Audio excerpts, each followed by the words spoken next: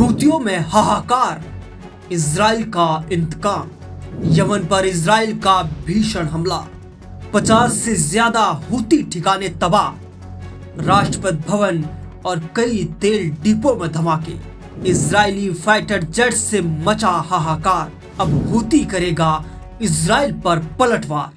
Yemen की राजधानी सना के चप्पे चप्पे में भड़कते शोले और उठते धुएं के गुबार तस्दीक कर रहे हैं, मिडिल ईस्ट में इस वक्त सबसे भयंकर जंग इजराइल और हूती के बीच चल रही है। ऐसा कोई दिन नहीं होता जिस दिन इजरायली फाइटर जेट्स और मिसाइलें सना में सनसनी ना फैलाती हों। वार पलटवार, इंतकाम की आग, हमले पर हमला, बस यही दो देशों के बीच बदले की छोटी सी कहानी है। इजराइल ने यमन हूती विद्रोहियों के ठिकानों पर फिर भीषण बमबारी की है। एक तरफ इजराइल गाजा में कहर बरपा रहा है, तो दूसरी तरफ वो सना में हमला कर हूतियों को भीतर तक हिला रहा है। कतर की राजधानी दोहा में हमास पर हमला करके इजराइल ने यह साबित कर दिया कि वो अपने दुश्मनों से बदला लेने के लिए किसी भी देश में घुसकर मार सकता है। ऐसे में अब इजराइल के निशाने पर हूती और यमन भी हैं।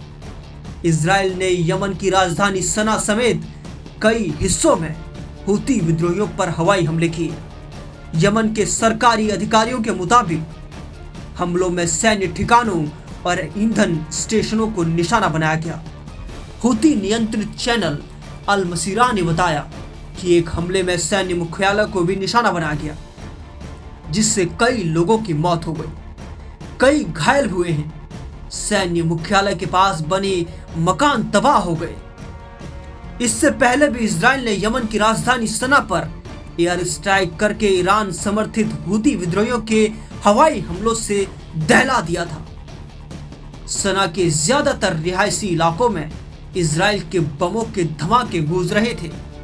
हूती मीडिया कार्यालय ने दावा किया कि इजराइल की एयर स्ट्राइक में कई जगहों को निशाना बनाया गया, जिसमें बिजली संयंत्र और एक गैस स्टेशन शामिल है।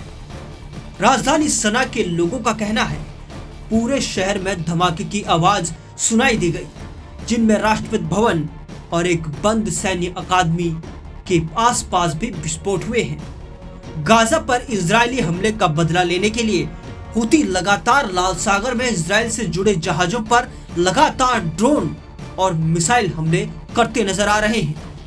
बीते 2 सालों में हूती विद्रोहियों की ओर से लाल सागर में व्यापार करने वाले जहाजों को लगातार हमला किया गया।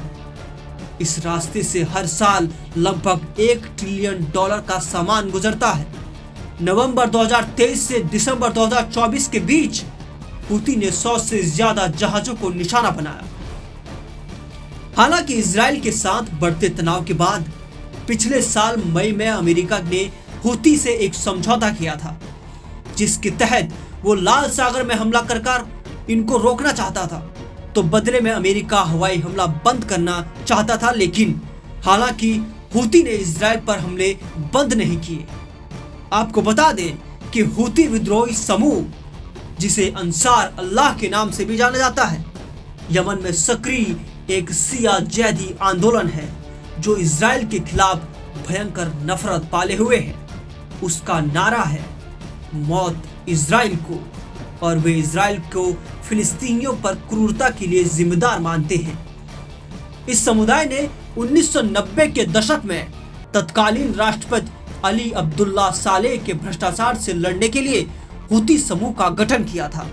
इसका नाम संस्थापक हुसैन अल हूती के नाम पर पड़ा। खास बात यह है कि हूती विद्रोहियों को ईरान की सरपरस्ती हासिल है। चाहे हथियार हो या टेक्नोलॉजी, ईरान हूतियों की दिल खोलकर मदद करता है।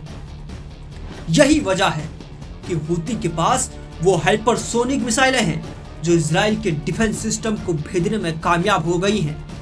ईरान समर्थित हूती विद्रोही कहते हैं कि वो हमास और गाजा पट्टी में फिलिस्तीनियों का समर्थन कर रहे हैं। हूती और इजराइल के बीच भड़की जंग को ये दहकते शोले तस्दीक कर रहे हैं कि बदले की आग किस हद तक दोनों के सीने में सुलग रही है। इजराइल ने मंगलवार को यमन में हूती के कब्जे वाले होदेदा पोर्ट पर जबरदस्त हमला किया। इजराइल के इस हमले ने हूती को भीतर तक हिला डाला।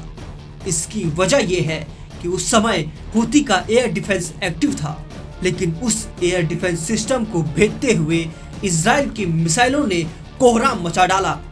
बहरहाल हूती और इजराइल के बीच ये जंग अब रुकती नहीं दिख रही। हूती विद्रोही पिछले लगभग 2 साल से इजराइल और उसके सहयोगियों को निशाना बनाने के लिए मिसाइल और ड्रोन से लगातार हमले कर रहे हैं।